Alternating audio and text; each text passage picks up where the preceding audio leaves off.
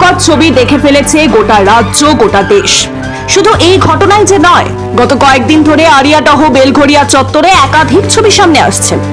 সামনে এসেছে কিশোরের শরীরে সাঁড়াশি দিয়ে অত্যাচার, সামনে এসেছে মা ছেলেকে মারের ঘটনা, আর এসবের নেপথ্যেই উঠে আসছে একটি নাম, জয়ন্ত সিং।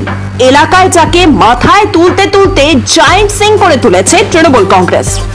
কিন্তু কে জয়ন্ত সিং, যাকে সম্বর্ধনা দেওয়ার সময় হাজির থাকেন এলাকার বিধায়ক মদন মিত্র, দমদমের সাংসদ সৌগত রায় থেকে পুলিশ আধিকারিকরা? অনেকেই এ ব্যাপারে আঙুল তুলেছেন মদন মিত্রের দিকে। এর পিছনেও যে কারণ আছে। জয়ন্তর সঙ্গে শুধু মদন মিত্রের ছবি নেই, ছবি আছে মদন মিত্রের ছেলে, এমনকি বৌমার পর্যন্ত। 2023 সালের 11 ফেব্রুয়ারি জয়ন্ত সিং এর গলায় মালা পরিয়ে তাকে বীরের সম্বর্ধনা দিতে দেখা গেছে মদন মিত্রের ছেলেকে। ঘরোয়া অনুষ্ঠানে জয়ন্ত সিংকে কেক খাওয়াচ্ছেন মদন মিত্রের বৌমা, সেই ছবিও বাজারে ঘুরছে। তাই প্রশ্ন উঠছে, জয়ন্ত সিং কি মদন মিত্রের ফ্র্যাঙ্কেনস্টাইন? এখানে ফ্র্যাঙ্কেনস্টাইন কি তা একটু জানিয়ে রাখা ভালো। ফ্র্যাঙ্কেনস্টাইন 200 বছর আগে লেখা একটি উপন্যাসের প্রধান চরিত্র। সেখানে দেখা যাচ্ছে এক বিজ্ঞানী মৃত মানুষের মধ্যে প্রাণের সঞ্চার করছেন, আর তাই হয়ে উঠছে দানব।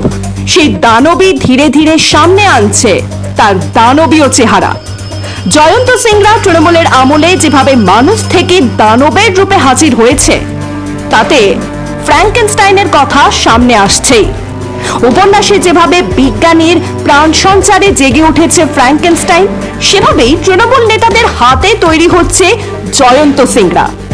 তারা এলাকায় অস্ত্র প্রশিক্ষণও দিচ্ছে। একের পর এক যে নরকীয় ছবি সামনে আসছে, তার সঙ্গে জড়িয়ে গেছে জয়ন্ত সিং এর নাম। কখনো সে নিজে দাঁড়িয়ে থেকে, কখনো আবার তার অনুগতরা এই তালিবানি কায়দায় অত্যাচার করে গেছে। আর এসবই ঘটেছে একেবারে বৃহত্তর কলকাতার মধ্যে আরিয়াদহের তালতলা ক্লাবে। কিন্তু কোন সাহসী ভাবে বস্তানি করছে তৃণমূলের সাঙ্গপাঙ্গরা? কাদের হাত আছে এদের মাথার উপর? ঘটনা জানাজানি হতেই সকলেই মুখ লুকাতে ব্যস্ত। প্রাণের ভয় পাচ্ছেন খোদ মদন মিত্র পর্যন্ত। তিনিও বুঝতে পারছেন সবকিছু হাতের বাইরে চলে গেছে। এলাকা দখল করতে দিনে দিনে যাদেরকে প্রশ্রয় দেওয়া হয়েছে, তারাই যে আজ দানব হয়ে সমাজের বুকে চড়ে বেড়াচ্ছে। এতদিন পর আসরে নেমেছে পুলিশ, শুরু হয়েছে দুষ্কৃতীদের ধরপাকড়। কোনো বেআইনি কাজ বরদাস্ত করা হবে না বলে জানিয়েছেন পুলিশ কমিশনার।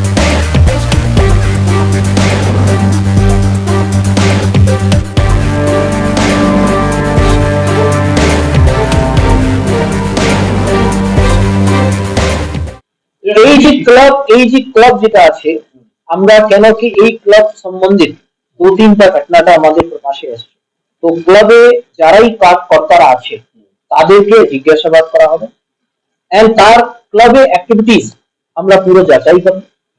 কোন ক্লাব বা কোন প্লেস কোন ইলিগাল অ্যাক্টিভিটি প্লেস হতে পারে না, ও যদি সেটা হয় তার বিরুদ্ধে আইন অনুসারে আমরা ব্যবস্থা করব। পুলিশ কমিশনার যুক্তি দিতে চাইছেন, কিন্তু এতদিন ধরে এই কাজ চলল কিভাবে? সেই প্রশ্নই তো সামনে আসছে। যে জয়ন্ত সিং একসময় খাটালের দুধ বেচে জীবন শুরু করেছিল, কার প্রশ্রয়ে সে প্রমোটিং এর নিজের দাপট দেখাতো, পুকুর বুঝিয়ে বহুতল বানাতো, সেসব প্রশ্নই যে এবার সামনে আসছে। মাত্র কয়েক বছরের মধ্যে যে তালিবানি কায়দায় এলাকায় দাপিয়েছে জয়ন্ত এবং তার অনুগামীরা, তা হয়েছে কোন শাসক নেতার হাত ধরে? এর কি জবাব দেবেন মুখ্যমন্ত্রী? তার আমলে রাজ্যের বিভিন্ন প্রান্তে যে ফ্র্যাঙ্কেনস্টাইনরা মাথাচাড়া দিয়েছে, তার দায় স্বীকার করবেন কি তিনি? জয়ন্ত সিং এর অত্যাচারের এই ছবি ভাবাচ্ছে গোটা সভ্য সমাজকে। প্রশ্ন তুলতে বাধ্য করছে, কোন পথে চলেছে বাংলা? এ ব্যাপারে আপনারাও দিন সুচিন্তিত মতামত। কমেন্ট করুন আমাদের কমেন্ট বক্সে। প্রতিবেদনটি পছন্দ হলে লাইক করুন, শেয়ার করুন, সাবস্ক্রাইব করুন। ব্যুরো রিপোর্ট, মাধ্যম।